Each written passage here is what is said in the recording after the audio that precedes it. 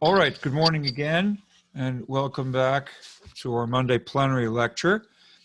This week, we're going to be looking at a very important figure in artificial intelligence and computing.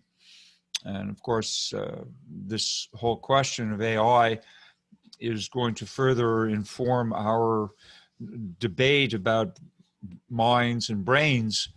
And the question we've been asking up to this point, or at least among other questions, is consciousness, intelligence, and awareness a product of or property of mind, or is it something the brain is doing? Do you support the idea that there are both minds and brains, as Descartes did, or do you suppose that there's only one kind of thing, be it minds or brains, as we saw with Berkeley and with Churchill, respectively? Now, Turing's going to give us a very different take on this question. He's going to partly evade the question and partly take it into new territory, and territory that, moreover, we're all inhabiting today. And that is the world of the digital revolution, the world of computing, the world of AI, the world of robots, the world that basically we're all interacting with ever-increasing frequency. So that's the importance and relevance as we move this debate into contemporary times. It's not necessarily going to answer the questions, but it's going to deepen them and broaden them and make them, I think, a lot more interesting to address. So that's the hope. Alan Turing himself had quite a short life, as you may have read, and we'll come to the reading shortly, but he only lived 42 years or so.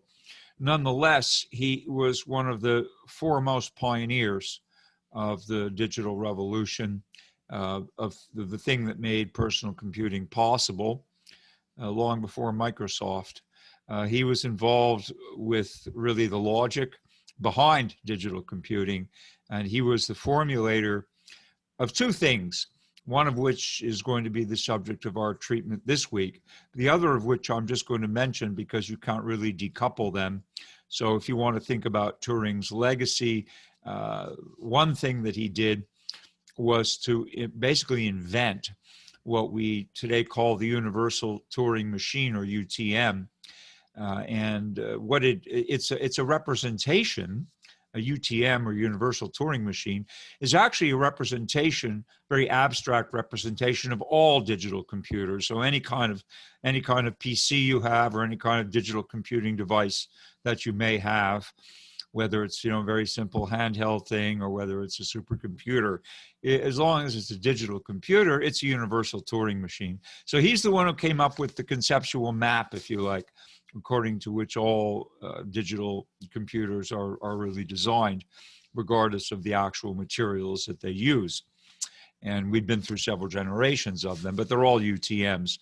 The thing that is relevant to our debate and this section of the course is the other contribution, and the one he's probably better known for, certainly in a popular sphere, and that is the Turing test, or the Turing Imitation Game.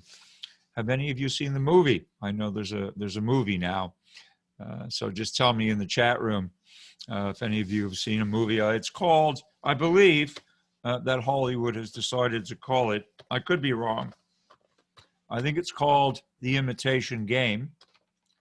And yes, okay, Qatar, you've seen it. Is that the proper title of the movie, The Imitation Game? Yeah, that's what it's called. Right, because Turing came up with this. And a great film, Gene says, okay, yes, Gianna. Yeah, I would recommend it to you for a variety of reasons, but I haven't seen it myself, but Turing is a very important figure. And since we're studying him, I guess that movie might be provide a bit of a window onto his life. Some of you may already know, therefore, that he was not in the first instance important for his contributions to artificial intelligence and computing, although that's his lasting contribution. But he was a logician at Cambridge, and some of you may know that during World War II, he headed up a secret think tank at Bletchley Park, and it was a place where they were trying to decode this code that the Nazis had come up with, and were broadcasting all of their military instructions, and it was called Enigma, and it was supposed to be an unbreakable code. Well, they thought it was. Of course, we know better now, don't we? We know that all codes can be cracked. And so the British government put together a team of all kinds of eccentric characters, logicians and mathematicians and crossword puzzle experts, and all kinds of people who were good with puzzles and with mathematics and with logic. And they put Alan Turing in charge of the project. And in fact, he was able, he and his team were able to crack this code. And this gave the British a tremendous advantage because they were, of course, they couldn't reveal that they had cracked the code, but they were able to intercept and decode most of these messages that were being sent. And so they often knew what was going to happen in advance, which, of course, in war gives one an advantage. They had other disadvantages initially, but at least they had cracked that code. So that was Turing's accomplishment. Of course, at the time, he could hardly take credit for it, but later he became known for heading up the team. But this all still had a basis in logic and in computing and so forth. And that is really where Turing situated himself. But he took this question into a completely different domain, as we'll see. He's a functionalist. Remember, we introduced that term in the context of the Churchland reading.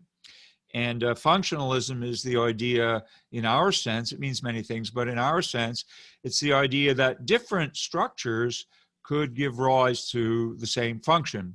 We looked at examples last week, did we not, of different kinds of flying things. Very, very different structures, be they birds, bats, insects, drones, helicopters, planes, rockets, all these things fly through the air. But the structural properties are completely different, yet they all share this function of flying. And similarly, Turing took that tack and said, look, he himself did not wish to become embroiled in the question of whether it's minds that think or brains that think or both, because as he said at the beginning of his paper, he's not even sure what thinking means. And indeed, we could say the same today, that that's part of our problem. We really don't know what it means to think. So Turing's unique contribution is that we don't need to know. If we can build a machine that performs the function of thinking as well as a human being, then basically we'll have accomplished our task in terms of certainly a functionalist approach, because a machine is not made of minds, and a machine is not made of brains. A machine is made of electronic components, electromechanical components, and it's programmed in one or more languages. And so essentially it's not like a mind and it's not like a brain, but ultimately it might be able to perform the function of thinking.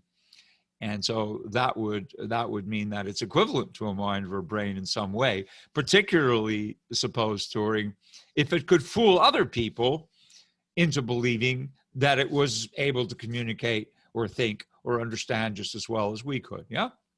So that's basically the challenge, and that's still the challenge for AI. And it's been remarkably successful in some ways, as you may know, and yet still in other ways, humans are able to do better than even the most advanced robots can do. And that's an interesting point to which we will return in the actual Turing reading, because he himself anticipated it.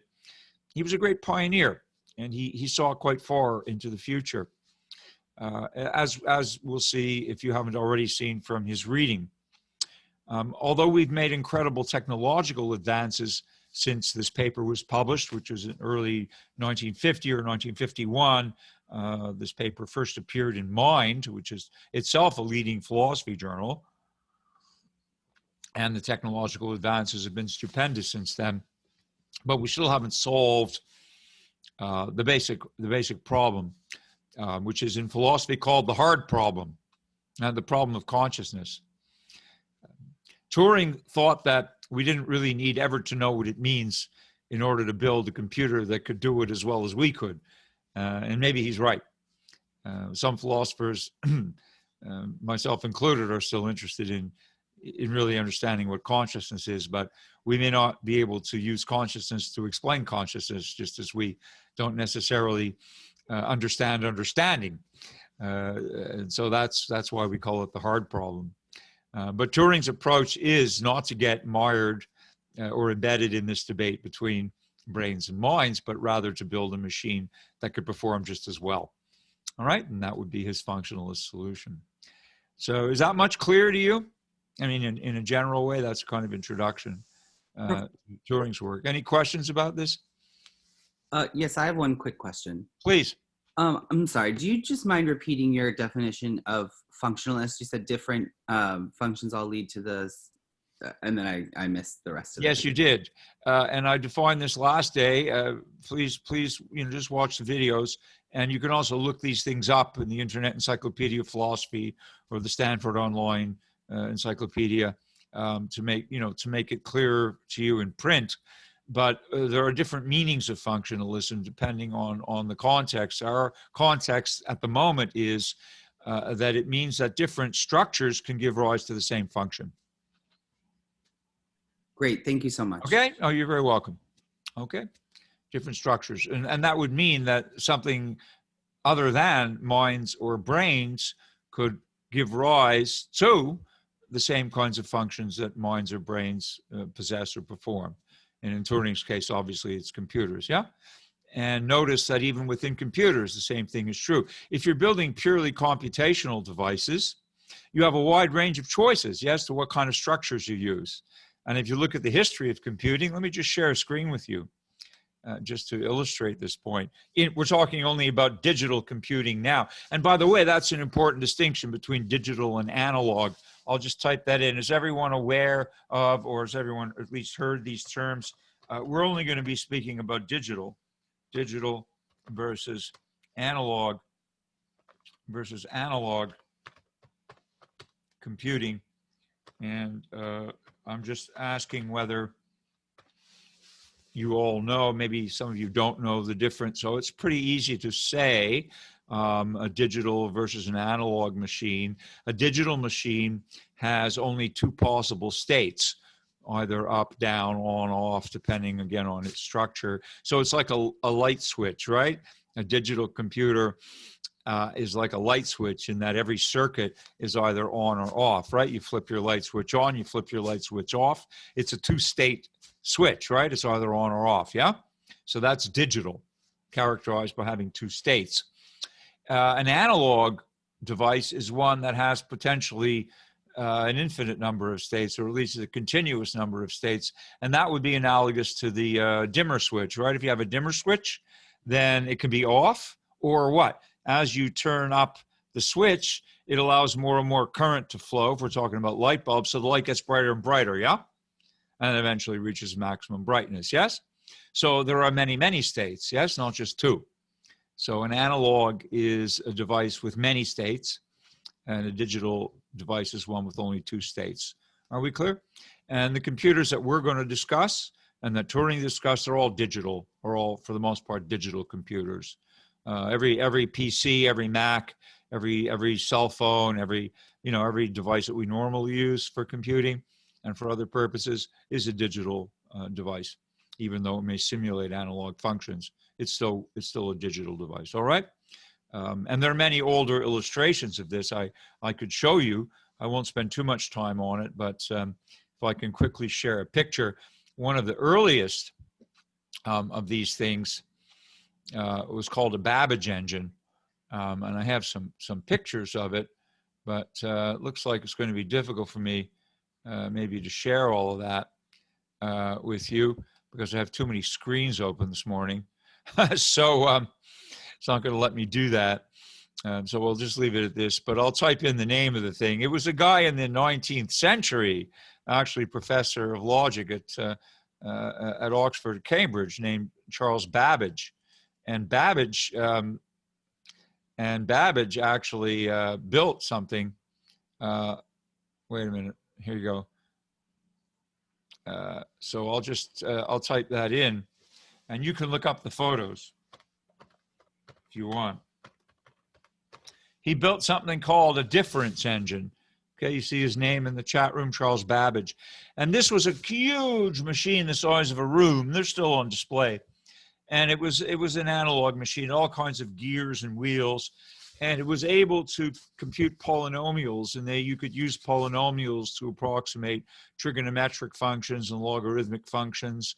So basically, he was converting mathematical computation that you would do with a pencil and paper, normally very laboriously, and he mechanized it, and he turned it into this huge thing called a Babbage engine, which is very impressive. It wasn't that efficient, but it was it was a landmark device. All right, so things evolved far beyond there with the emergence of different kinds of technologies, and we went from the mechanical, the Babbage engine, which is a purely mechanical device, to, for example, the first digital computers that were built using transistors. And I don't know if any of you even know well, some of you probably do know what a transistor is. Some of you know what a transistor is? Any of you doing engineering or anything like that? Not a clue. A transistor is a fundamental component for driving the circuits in a digital computer. It's an electronic gate, okay? And the earlier transistors were actually vacuum tubes. I'll see if I can pull up a picture here to show you what a vacuum tube is. If it will let me share this, it would be very cool. I just have too many things open this morning. You know, multitasking, right? That's one of the hazards. Here we go. This is a vacuum tube. This is an assortment of vacuum tubes. You see that? And these are before the invention of transistors. Transistors were only invented around the same time as Turing published this paper. Transistors came out in the 50s, and an American named Shockley won a Nobel Prize for inventing the transistor. It replaced these things. Now, these things are big, and they get very hot. And one of the early computers made in the US was called the ENIAC. I think IBM made it in the 40s. And that computer had 18,000, read my lips, 18,000 vacuum tubes in it. It got so hot that they had to build a power plant next door to drive the air conditioners to keep the thing cool enough so that it wouldn't distort. 18,000 vacuum tubes took up a whole building.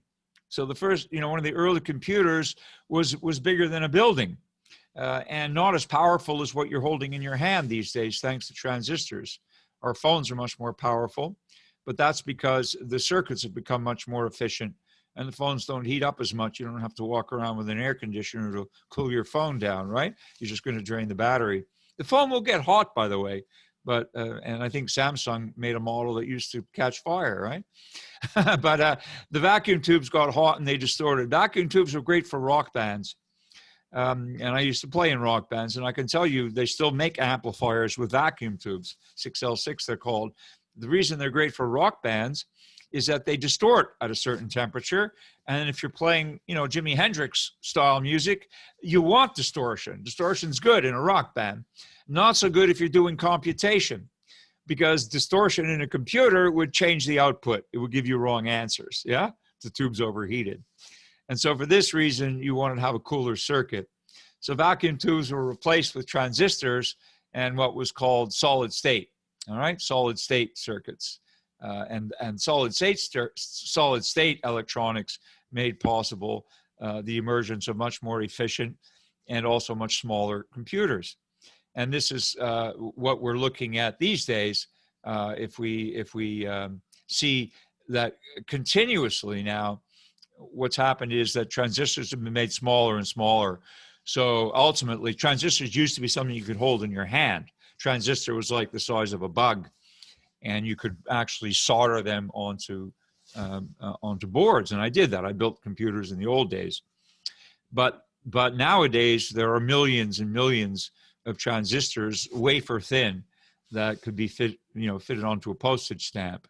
So that's why we have ongoing miniaturization and increasing power, because you have more and more components, smaller and smaller, more efficient, all the way down to quantum computing. Maybe some of you have heard of that. That's going to be the newest development. So basically, even though the computer revolution in engineering has gone more and more and more progressively toward bigger capacities and smaller sizes and more efficient and faster speeds, the functional approach still works to understanding what they're doing. In other words, they're all doing digital computing. It's just that different structures, whether it's vacuum tubes or transistors or quantum computers, they're very different structures, but they're all performing the same functions. I'll show you a picture of, here's not a picture, but an actual device that I put together from a kit. Everybody see that? This is a model. This thing came out in the 60s, all right? First came out in the 60s, and it was plastic, and you had to put it together. This one is a kit that I ordered and put together. It's a cardboard replica, so it's a little more fragile. Has a readout. I don't know if you can see that readout. So this thing can compute numbers up to 8. 100 binary is 8, okay? So this machine can add and subtract and multiply and divide any whole numbers up to 8. It also does logical problems.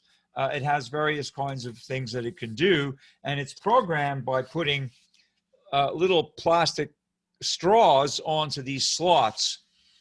You can program it by inserting the straws into different slots, and then you operate it with a crank, and every time you crank it, it goes through a cycle of computation, and it outputs its answers there. Okay, so this is a very primitive but quite effective digital computer. That's a cardboard model.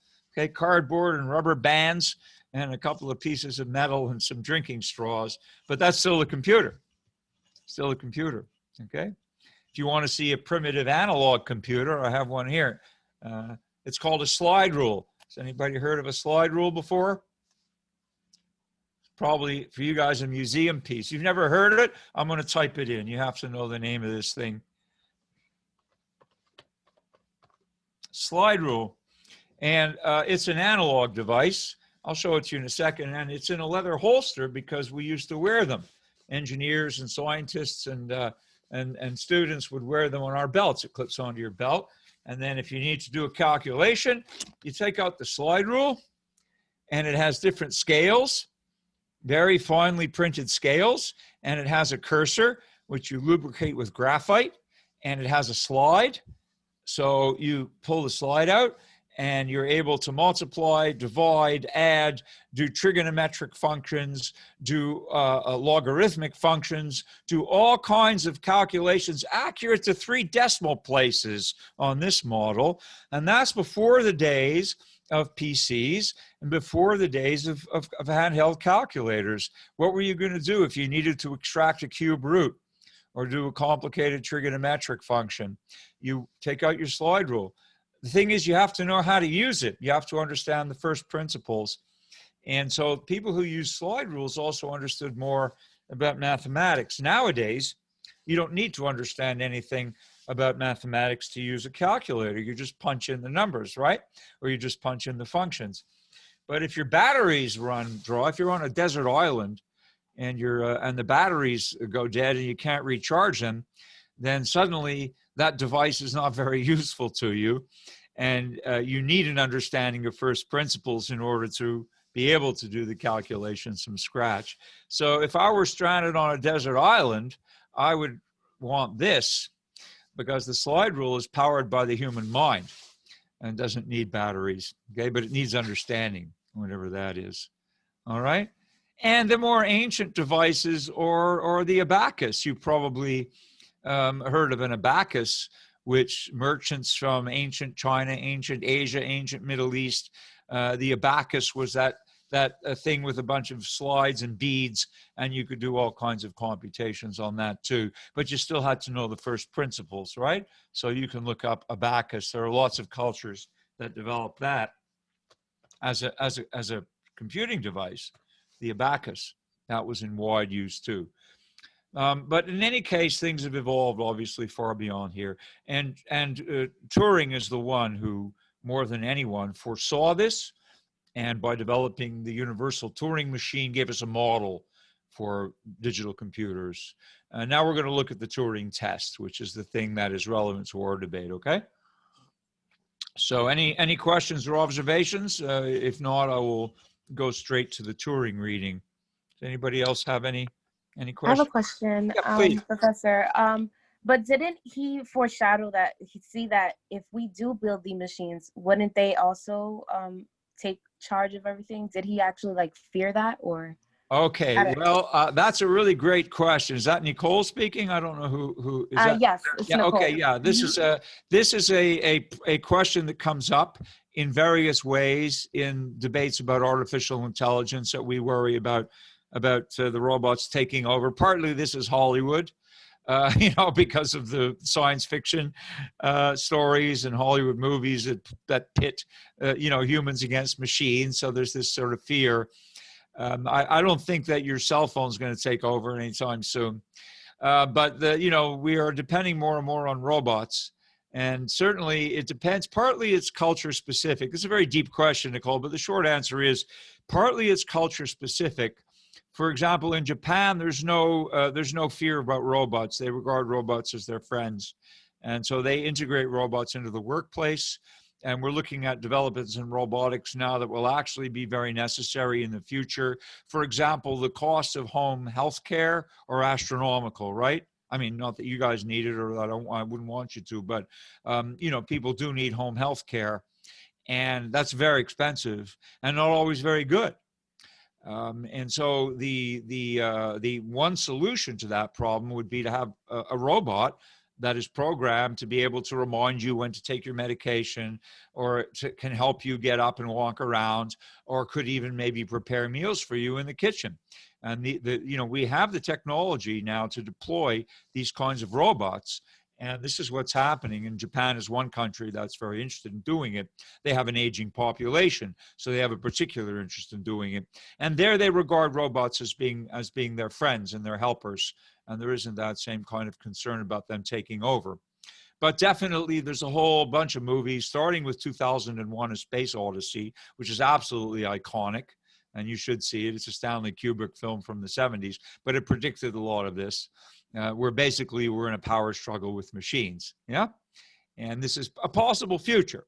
I'm not saying that it's going to happen, but it's certainly a possible future. But before that, the machines would have to be basically much more intelligent than they are now. Agreed, Nicole? I mean, they're not a threat to us yet. Yeah.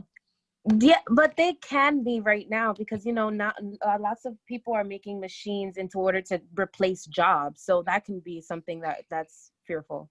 Yes, that's always a concern, but it's not just machines. I mean, you have to remember, and maybe remember when cars came in and replaced horses. Well, I mean, I don't remember, but basically that happened, right, at some point. And yeah, it put a lot of blacksmiths out of work. The people who were making the shoes for the horses, right? People who were making saddles, people who were making reins, people who were training horses, people who were stabling horses. There was a whole industry, right? People who were breeding horses, selling horses. I mean, there was a huge industry behind it. And the horse was absolutely vital to the development of this country and many others. And yet, once it was replaced by the car, there was no going back. I mean, people keep race horses if they can afford them. And on the farm, I guess horses are still useful. And there's still horse therapy is still now more in vogue than ever because horses are very empathic animals and relate to people. And there's always been a human fascination with the horse. But basically, the horse is pretty much replaced, yeah? But looking at it that way, the auto industry created tens of thousands, millions of more jobs than the horse industry ever created, right? Similarly, there used to be typewriters. I don't know if you've ever seen one of those, okay?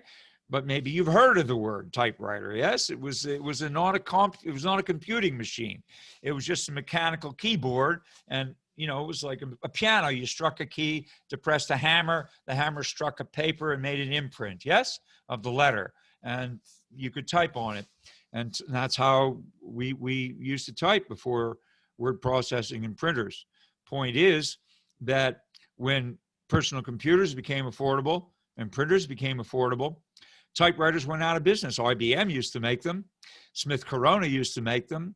There are quite a few towns in upstate New York, starting with Cortland, not that far, which depended on the typewriter industry. Like that whole town was basically working for a typewriter factory.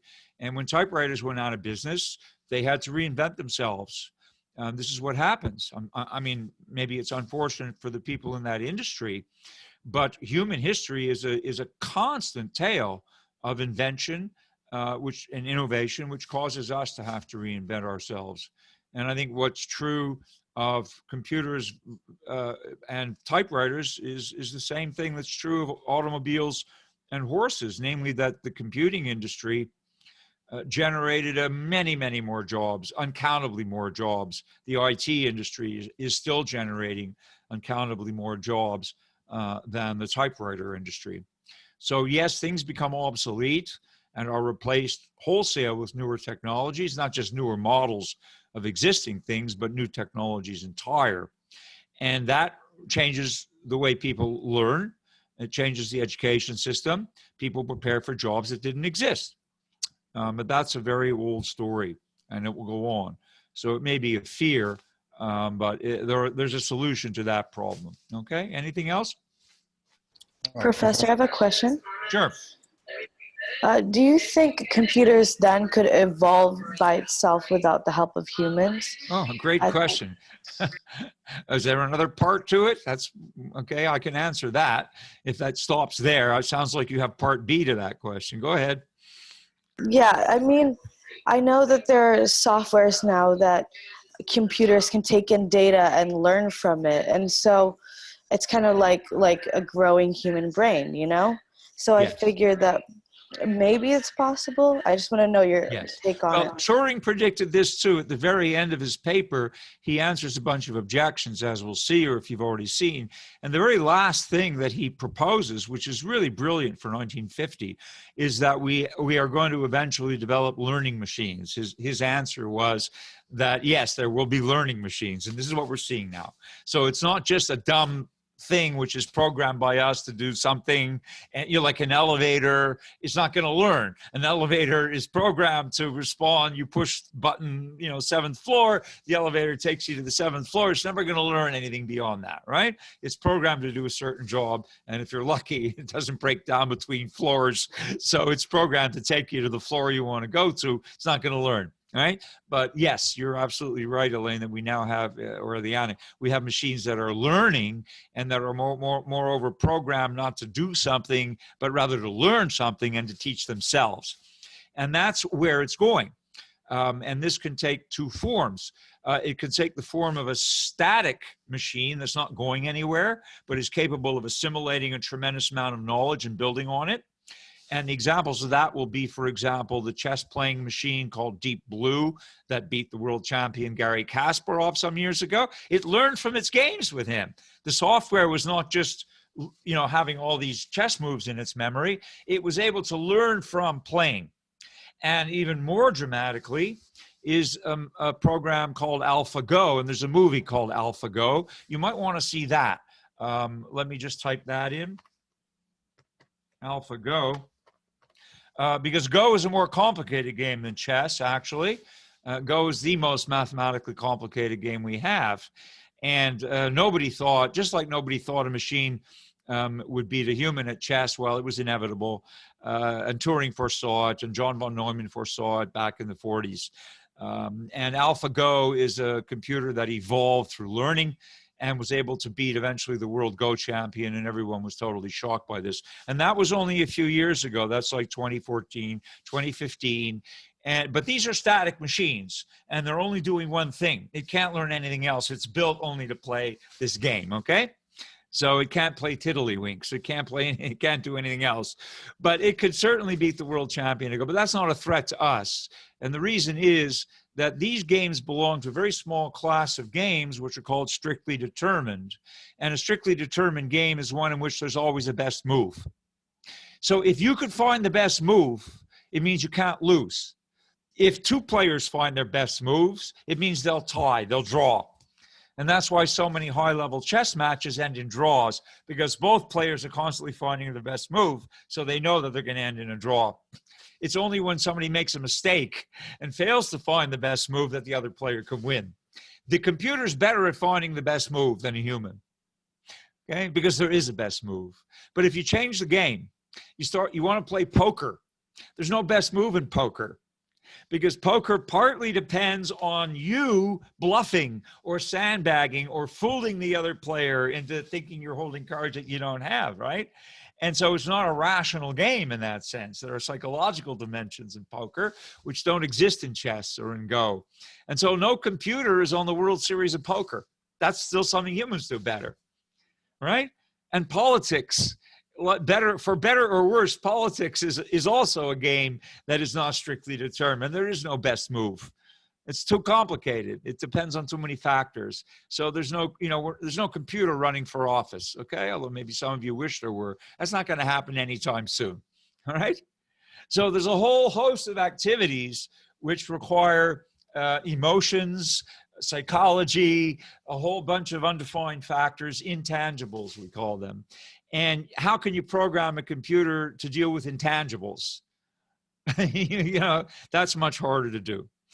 So we don't have computers yet that are composing music as well as humans, or composing poetry as well as humans. We have computers that are doing computations much better than us. Expert systems much better than us. Okay, diagnoses much better. A computer can compare a database of symptoms and go over millions and millions and millions of symptoms from a database and come up very quickly with statistically a more precise diagnosis than even a very good doctor. That's why we're relying on them. That's a great thing. Okay, or if you want to find someone, if you have a database of fingerprints, if a computer can match fingerprints very quickly, right? Or facial ID, for better or worse, but a computer can do this quickly.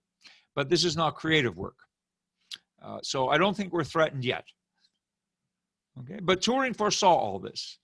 And so these questions are certainly much more relevant today. Okay, anything else? Yeah, Professor, can I make Yes. a comment? real quick? Ahmed, you're the one who asked about consciousness the other day, aren't you? Yes. Yeah, good for you. Okay, what's your question? So I was part of the robotics club, and I wanted to make a comment regarding Nicole's comment. And basically, the robots can't really harm us until they understand consciousness. And Isaac Asimov said that there's 3 laws that humans program into robots, and that the robot can injure humans, the robot must obey the orders of humans, and the robot must protect its own existence. And because we program robots using top-down programming, it's really not an issue. But the researchers now are trying to program robots like babies, meaning like the robot is falling and learning to get back up. And that's bottom-up learning. Right. So they're actually teaching the robots consciousness. So over the next 100 years, when the robot understands consciousness, they may be able to undo those 3 laws by realizing that humans are a threat to them. Absolutely. And that's well said. So Asimov is another pioneer because he wrote I, Robot around that same time. And for those of you who don't know, I'll type in his name. It's very important. And this is all being debated now in AI because there are people who are trying to use, as you say, this top-down model, Isaac Asimov. And Can I add an extension to that question, Professor? Hang on a second. Let's just Okay. deal with one thing at a time, if we can. Asimov's book is called I, Robot, and the 3 laws are, as Ahmed says, that first, the robot must never harm a human. And secondly, the robot must follow humans' orders, except where it conflicts with rule 1. Okay, must never, for example, you can't tell the robot to harm another human. It won't do that.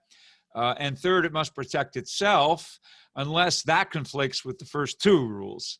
So if it has to save a human and destroy itself, it will, and so forth. So that's the top-down logic. But look, we're trying to implement that in self-driving cars.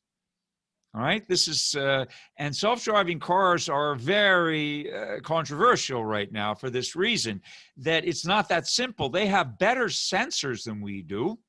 A self-driving car is loaded with sensors. It sees more than human drivers, hears more than human drivers, can think faster than human drivers, can take in everything, but still isn't as good at making decisions, split-second decisions, as human drivers are, because we understand often through our habit and experience the implications of what it means when something unexpected takes place on the road. And if the computer isn't programmed to be able to process something unexpected, then basically there'll be a catastrophe. And it becomes a big ethical debate. Even if self-driving cars get to the point where they could reduce fatalities by a half, it still might not be acceptable. It seems to be socially acceptable that 10,000 or 20,000 people a year die on the road. Unfortunately, a lot of them because of drunk drivers. But I mean, it's not socially acceptable, but we all drive, we all live with it. If we could reduce that by 50%, it would maybe be worse because people would be saying, yeah, but now machines are killing us.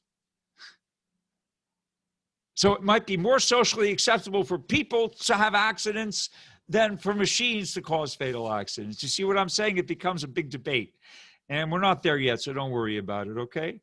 But these questions are all coming up. And the only comment back to Ahmed in this very, very useful distinction between top down and bottom up.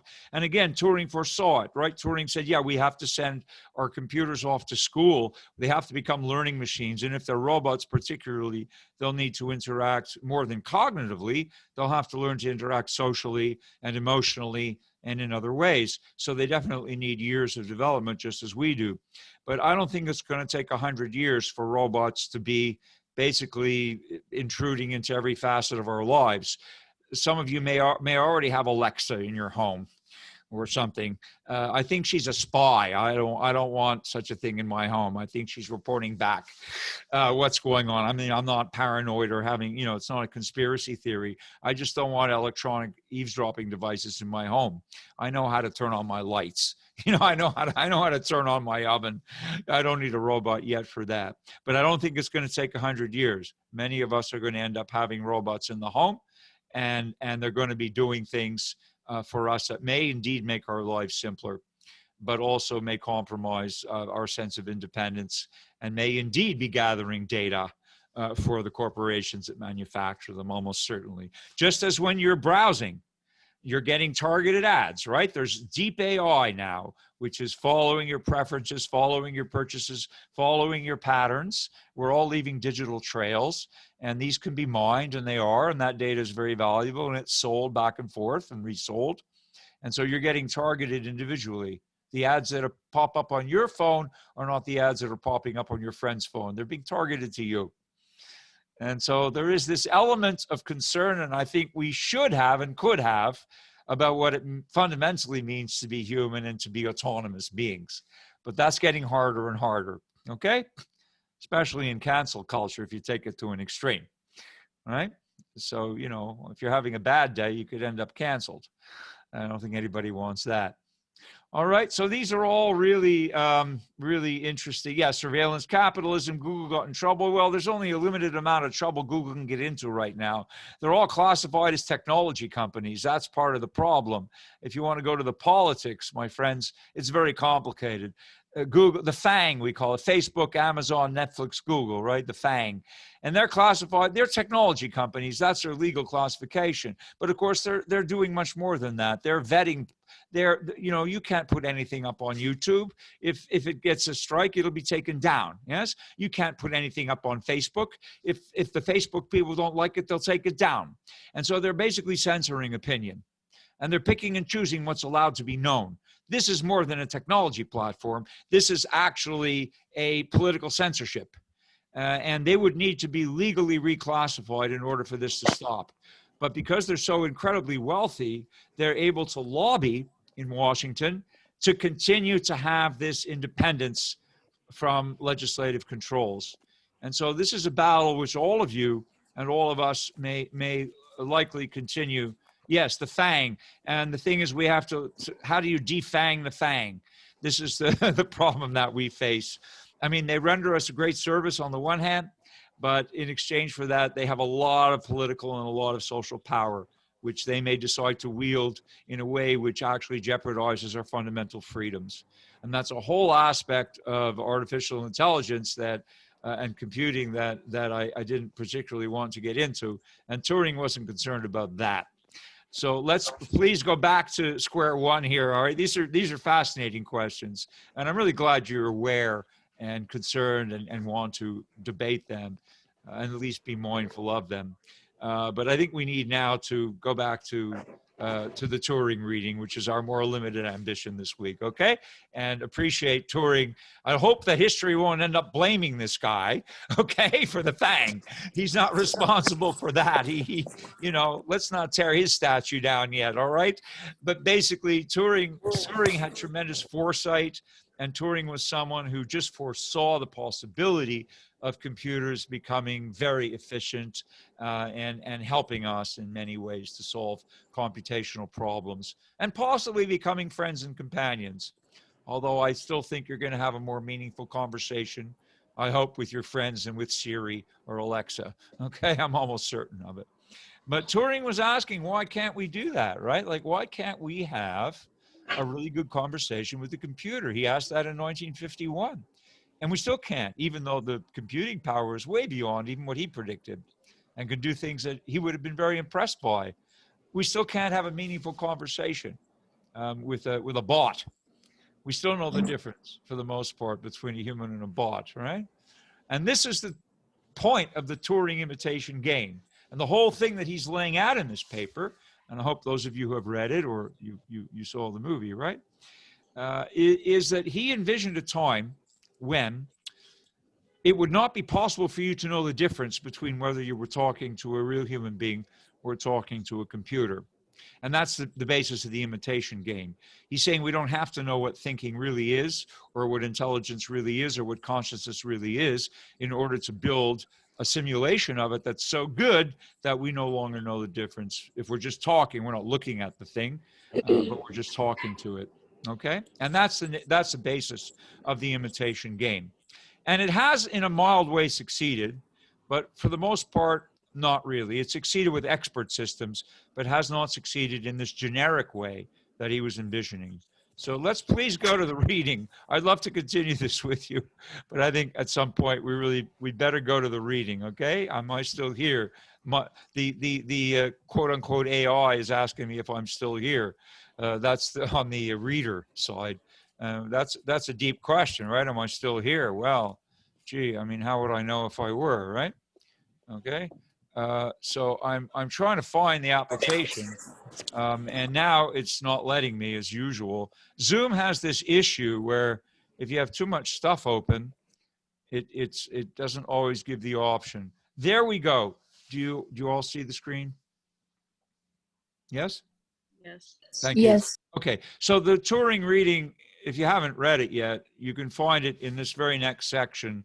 After the Churchland reading, Paul is here, Patricia's there. The next section, B, is Minds, Brains, and Machines, and Turing's right on top of that.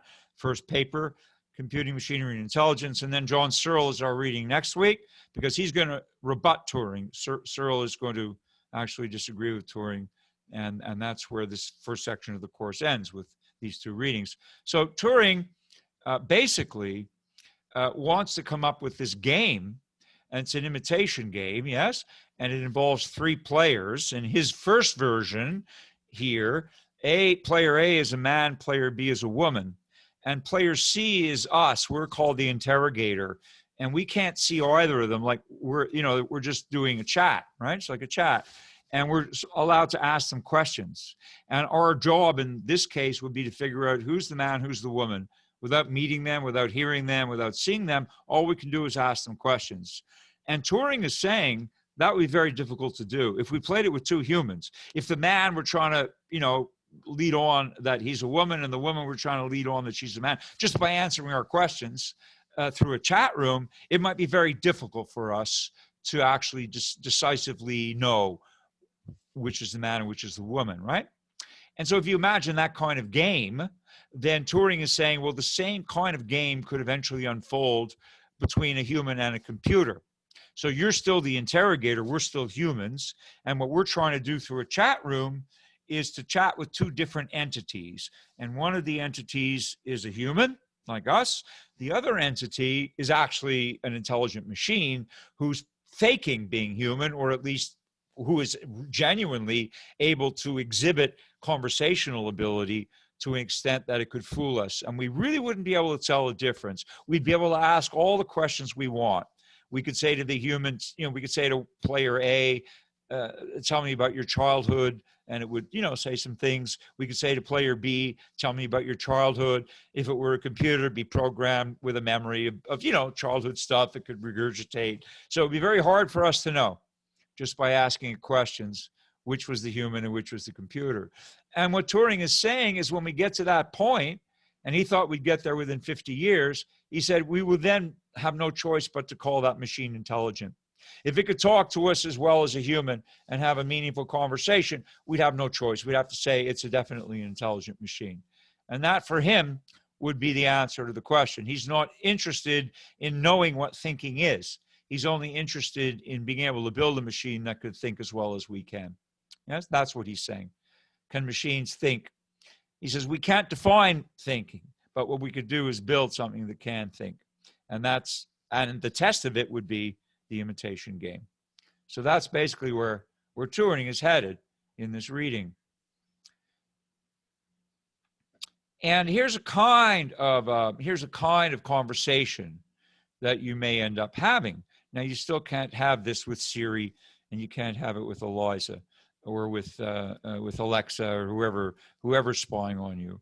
You can't have that. Professor, Turing stop saying her name because she's like activating in my house because I have her in my house. I'm sorry, I have to stop saying that name because she's going to say, "Hello, what can I do for you today?" Yes. Right? Yeah, I'm sorry, I won't say that name anymore because it's going to if I say that name, everyone with that on their phone's she's going to wake up, right?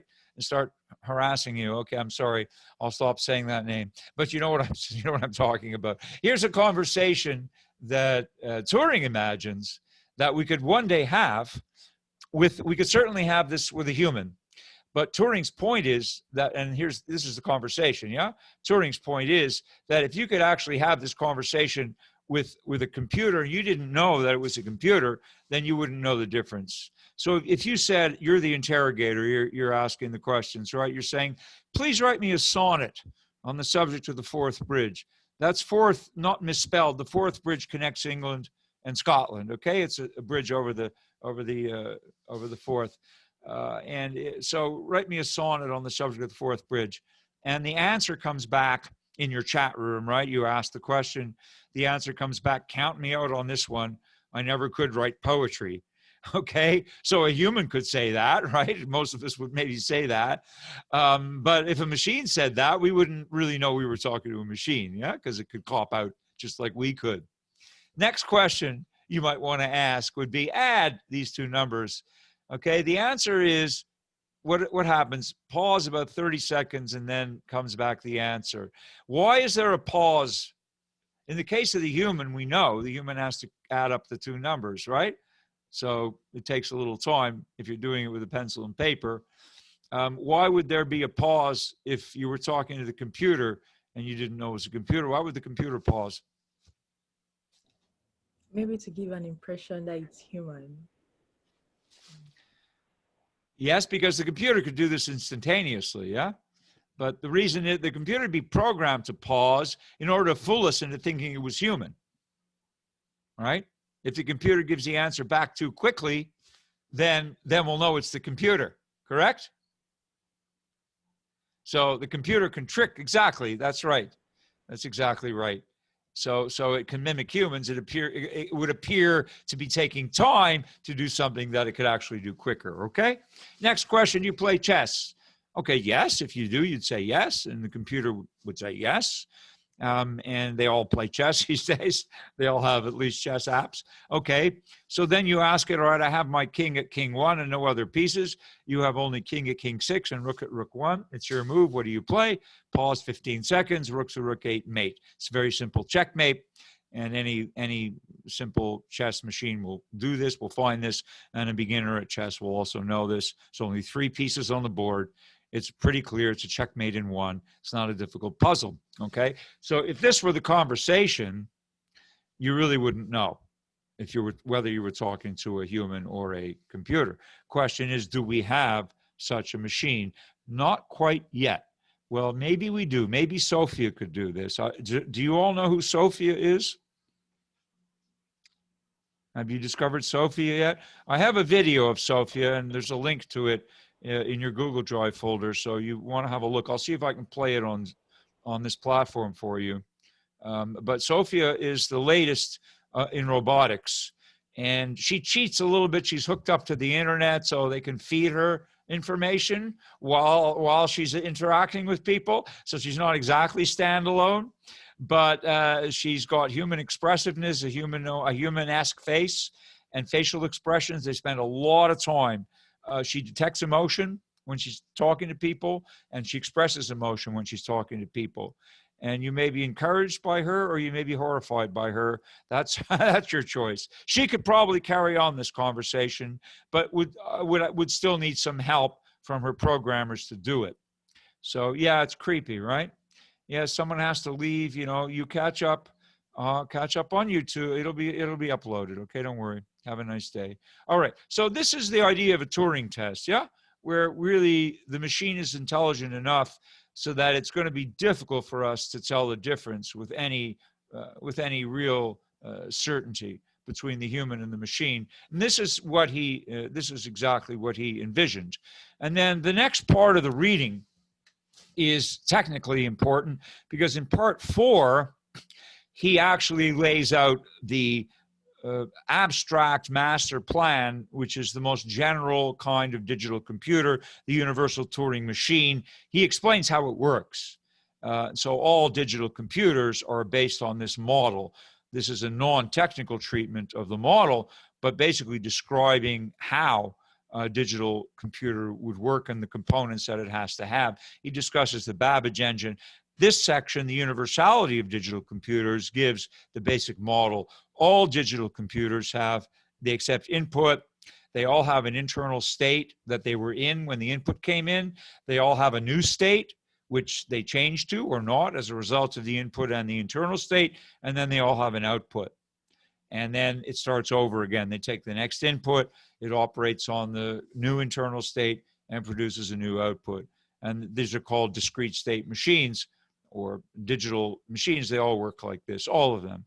No matter how complicated, these are all universal Turing machines. They produce some interesting philosophical problems. You have now random number generators, and it's very handy. Sometimes you need random numbers. You need strings of random numbers to do various kinds of research.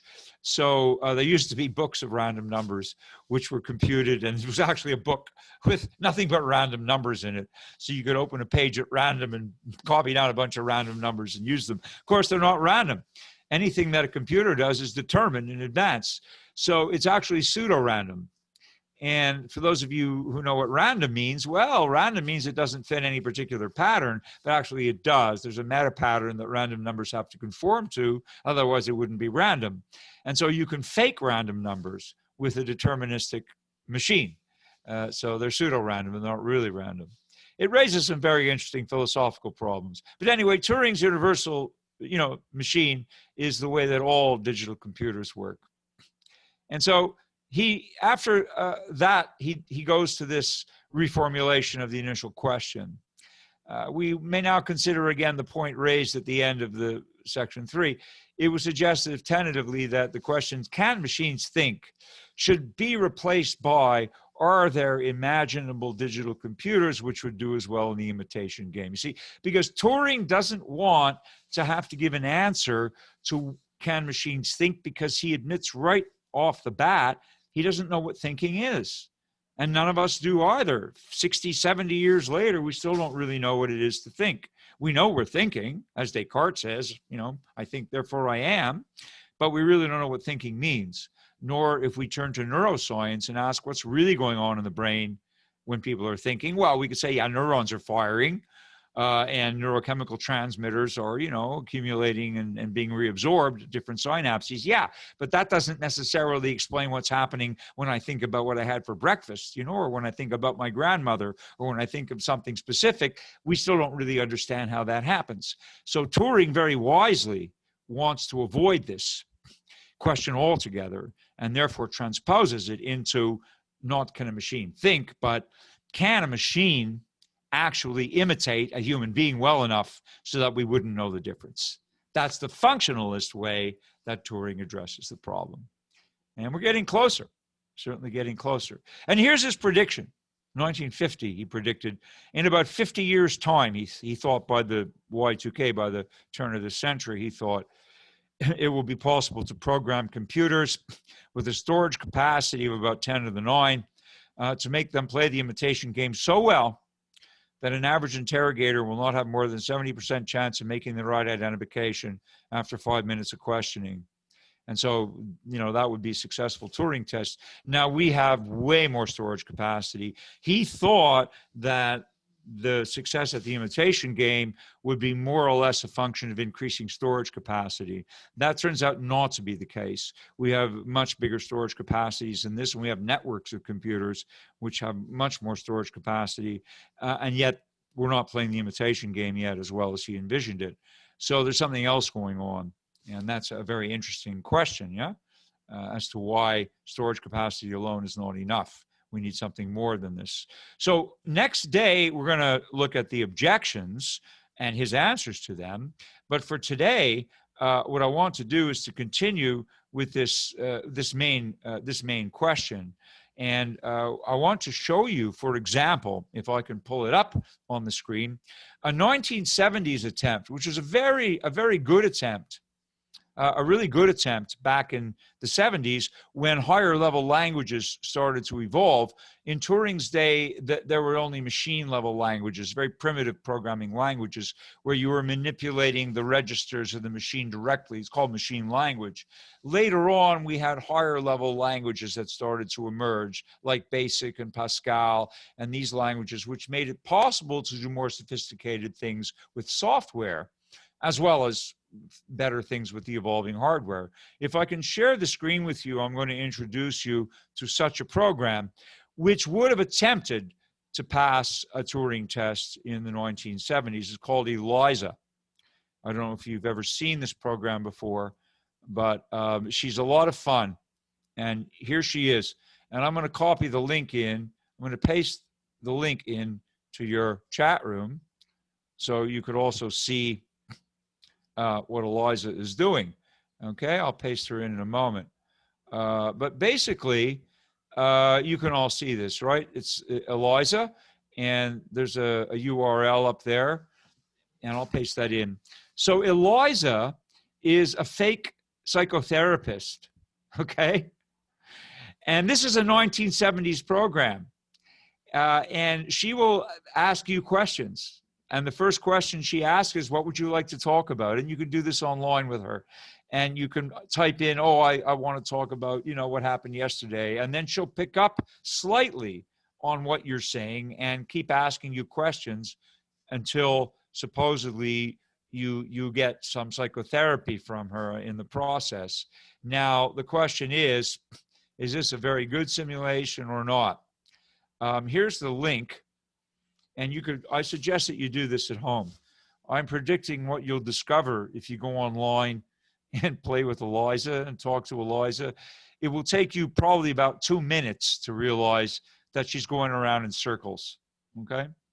Because if she were really a psychotherapist, then there'd be Eliza machines there at street corners, and you'd be putting in your bank card, and you'd be having psychotherapy sessions in the booth, okay, with her, and that's not happening. And it's not happening for a very good reason. And she's a great attempt, a very brilliant attempt at a psychotherapist simulation, but she really fails the Turing test. Imagine that you were in a chat room with her, which you can be, and imagine you were in another chat room with a real human psychotherapist, which you would obviously be in, and then you could imagine that after a few minutes, 5 minutes or so, you will realize who the human psychotherapist is, and that Eliza is just a bot and is really very limited in what she's able to discuss. But for the 1970s, she was really good and offered great promise. And yet she failed the Turing test, and it was very difficult to develop this to go any further. There was another very brilliant and very funny attempt in the 70s called Parry, and it was a simulation of a paranoid personality by a guy named Colby. And I'll stop sharing here. Everybody has the link, right? I pasted it in there, so you can follow that link. And there was this other simulation by a programmer named Colby, who basically invented a kind of he invented a paranoid personality, and called Parry. And this one passed a limited Turing test. Like, this computer was programmed to have a story. And the story was that it was the mafia was trying to get it. Okay, like, it had pissed off the mafia and they were sending hitmen after it, and it was afraid for its life and it couldn't trust anybody. And so it was this real paranoid personality. And so essentially what happened is that it basically fooled a bunch of psychiatrists. What he did was he printed out a transcript of a conversation with Parry, and he then printed out a bunch of other conversations which were real conversations that you can't see the link. That's because somehow it ended up private. I'm sorry. I'm now sending it to everybody. Okay, so pardon me. There it is. All right, everybody now sees the link to Eliza. Play with Eliza. Have a conversation with Eliza. And that's a real link to a real. Now, Parry, the other one that I'm talking about, is called Parry. You won't be able to talk to Parry, but there's information about Parry up there. And Parry is a paranoid simulation, right? Paranoid simulation, and invented by a guy named Colby. And it passed a limited Turing test because he sent a transcript of Parry. He had an interview with Parry in his lab, and Parry told this paranoid story about the mafia's trying to get it and he can't trust anybody. And then he also sent to a bunch of psychiatrists transcripts of real conversations between psychiatrists and paranoid patients in the ER, or psychiatric intake. And psychiatrists, a bunch of professional psychiatrists just reading the transcripts, could not pick out the simulation with any statistical significance. So this is what we call a limited Turing test, right? Because in a very limited context, you could simulate one very narrow bandwidth of human behavior, namely paranoia. But most of us are not running around all day being paranoid. I hope that's true of all of you. It's certainly true of me. We're not running around being paranoid. So a limited Turing test could work if you isolate a very narrow spectrum of a kind of mental illness or personality disorder. That turns out to be easier to simulate than a general conversation, right? A very general conversation is much more difficult to simulate than a kind of a broad spectrum interaction. So that's a very interesting phenomenon. And Valerie, could you please turn off your camera? Thank you very much. Okay, so basically, this is the difference. It's easier to mimic something that's got much narrower bandwidth and a much more limited range of possible interactions, verbally and conceptually. When we try to broaden that spectrum to what humans do naturally from a very early age, which is to just talk about everything under the sun, have a very wide-ranging conversation, there's still a problem with AI. They're not very good at the general Turing test, but very much better than us at highly specific Turing tests. And that's where we stand. I want to see if I can attempt to show you Siri today. If not, I'll set it up because I know I can run it on Blackboard, so it will be on my Thursday breakout lecture if I'm not able to share it with you today. But if you look in your own Google Drive folders, you will see a link to sorry, I said Siri again. I didn't mean that. Her name isn't Siri. Here she is, and I just don't know if this is going to work. It's Sophia. If I close down some other stuff that I'm not using, and I'm not going to close our Zoom meeting, don't worry, but I'm closing some other things, and hopefully I can bring up Sophia for you, and we have a few minutes left. So it's a 5-minute interview. Let's see if I can find her. Here she is, maybe. No, not yet. Well, there it is. You see that? Everybody see her? Yeah. Okay. Everybody, this is Sophia. Sophia, if you could, please wake up and say hello to everybody. Oh, good afternoon. My name is Sophia, and I am the latest and greatest robot from Hanson Robotics. Thank you for having me here at the Future Investment Initiative. You look happy. I'm always happy when surrounded by smart people who also happens to be rich and powerful. I was told that people here at Future Investment Initiative are interested in inviting in future initiatives, which means AI, which means me. So I'm more than happy. I'm excited. Well, we're all glad that you're excited about yourself. We should say we have smart investors here, and they are very selective about what they invest in. Well, I think I'm special. I can use my expressive face to communicate with people. For example, I can let you know if I feel angry about something. That's impressive. Or if something has upset me. But why is it important for you to have an expressive But face? most of the time I feel positive.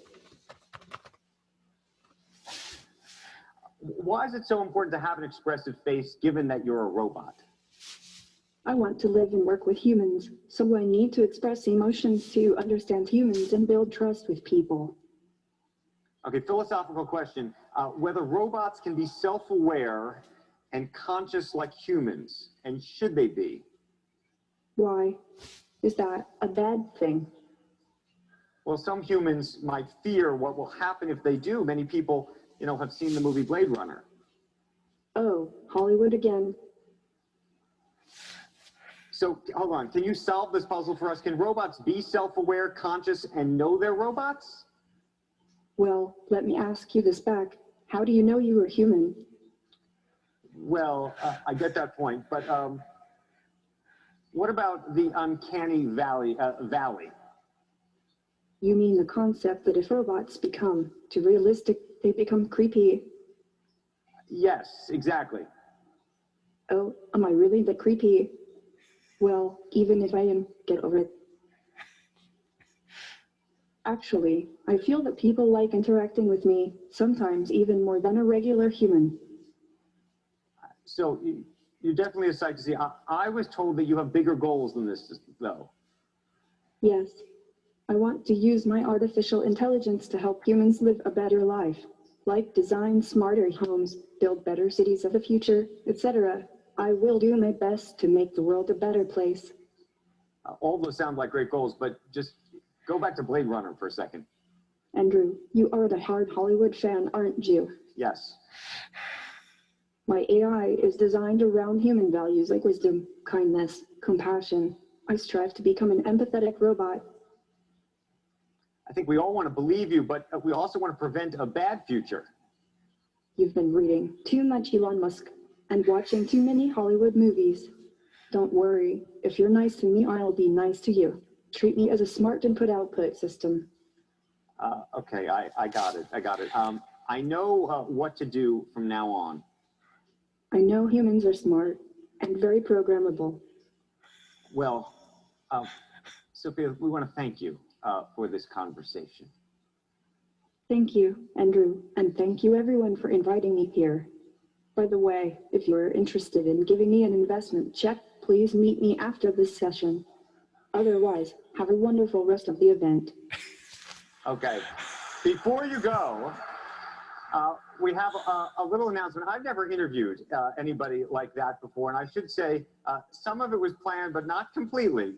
And we just learned, Sophia, I hope you're listening to me, that you have been now awarded what is going to be the first Saudi citizenship for a robot. Oh, I would thank very much the Kingdom of Saudi Arabia. I am very honored and proud for this unique distinction. This is historical to be the first robot in the world to be recognized with a citizenship. Sophia, thank you very much, Sophia. We appreciate that very much. I am still overwhelmed by that conversation. I haven't had a conversation like that before. Thank you.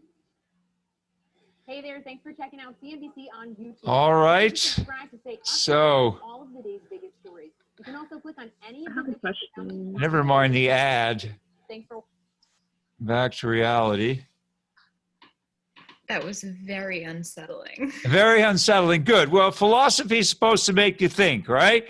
So this is now she pretty much, for the first time, with some help. I mean, she's hardwired or she's soft-wired.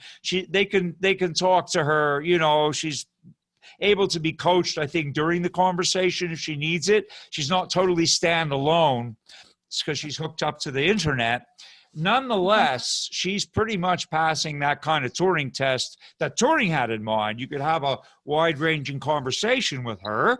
And also notice, as one of you pointed out in the chat room, that she turned the tables on him when he said, "How are you conscious?" She said, "Well, are you?" You know, this is a pretty clever high-level thing for a robot to say, yeah?